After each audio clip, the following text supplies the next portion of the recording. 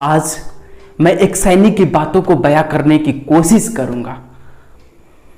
वक्त भी है, दस्तूर भी है, तो उन जवानों को कैसे भूले जो हर वक्त हमारे इस जश्न को महफूज रखने के लिए सरहद पर तैनात है। किसी सिपाही ने ठीक ही कहा है, किसी के गजरे की खुशबू को महकता छोड़ाया हूं, एक नन्ही सी चिड़िया को चहकता छोड़ाया हूं। सीने से लगा लेना तुम मुझे, ऐ भारत माता, अपनी माँ की बाहों को तरसता छोड़ाया हूं। कहती है मेरी माँ मुझसे कि बेटा ऐसा लगता है कि अब तेरे पास वक्त नहीं मेरे साथ बिताने को।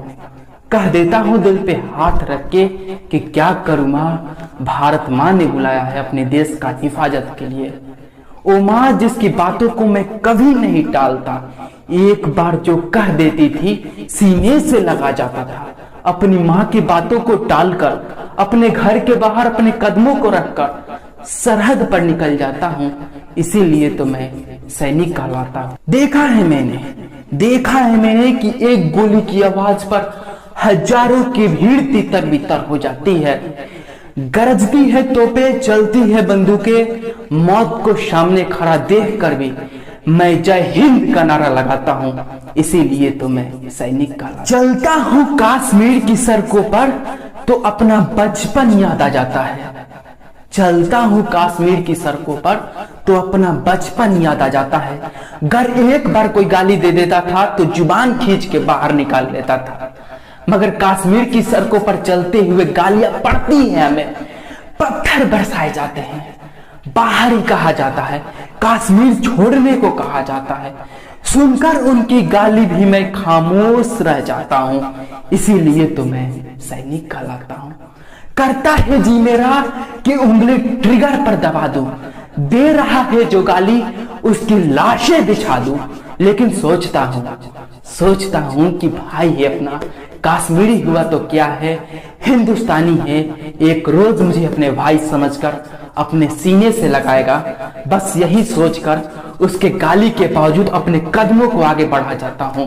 इसीलिए तो मैं सैनिक कहलाता हूं। क्या आपको पता है दुनिया का सबसे ऊंचा कॉम्बैट जोन कहाँ है? कॉम्बैट जोन यानी कि युद्ध का मैदान। इतना खतरनाक मैदान जहां कई तरफ से आपको मौतें आ सकती है। हो सकता है कि आप भरे दिन में सनबर्न की वजह से आप झुलस जाए।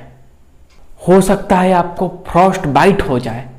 फ्रॉस्ट बाइट यानी कि एक ऐसा टेम्परेचर, माइनस में टेम्परेचर, जहां स्टील आपके त्वचा पे टच कर जाए तो कुछ देर में आपके चमड़ी को उखाड़ सकती है। दोस्तों, ऐसा सिचुएशन मैं बात कर रहा हूं सियाचिन के बारे में।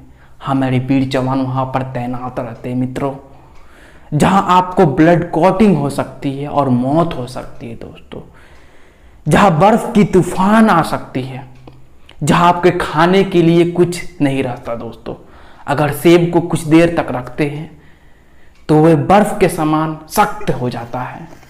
फिर आलू बनाना है तो आलू नहीं कटता मेरे दोस्त, उसे काटने के लिए गर्म पानी में उबालना पड़ता है। ऐसे सिचुएशन में हमारे वीर जवान रहते हैं। उनको अपने घर से महीनों दूर आइसोलेशन में रहना पड़ता है। इतना कम ऑक्सीजन जहां कि आपके अंग खराब हो सकते हैं, आपके अंग को काटना पड़ सकता है सुन के मारे। ऐसे सिचुएशन में रहते हैं। या चीन के -50 डिग्री के सेल्सियस पर हम नौजवान कैसे जीते हैं और अपने देश की रक्षा करते हैं। -50 डिग्री के सेल्सियस पर भी हम अपने दिल के खून को गर्म रख पाता हूँ। इसीलिए तो मैं सैनिक कहलाता हूँ। आता है जब जब सैलाब देश में, जब जब दंगे छिड़ते हैं, हमें बुलाया जाता है। रखकर अपनी जिंदगी को हथेली पर सैलाब में डूबती हुई जिंदगियों को बचाने चला जाता हूँ। इसीलिए तो मैं सैनिक कहलाता हूँ। और मैं एक सैनिक की तरफ से, एक सैनिक की आवाज में, एक सैनिक के माध्यम से आप सभी हिंदुस्तानियों को सलाम करता हूँ और उनके जज्बे को सलाम करता हूँ। क्योंकि वो लोग बहुत कम हैं जो आतंकवादी के जनाजे में शामिल होते हैं। ऐसे लोग करोड़ों हैं जो एक जवान के मौत पर अपने आंसू बहाते हैं और अपने दिल में जगह देते हैं। जय हिंद।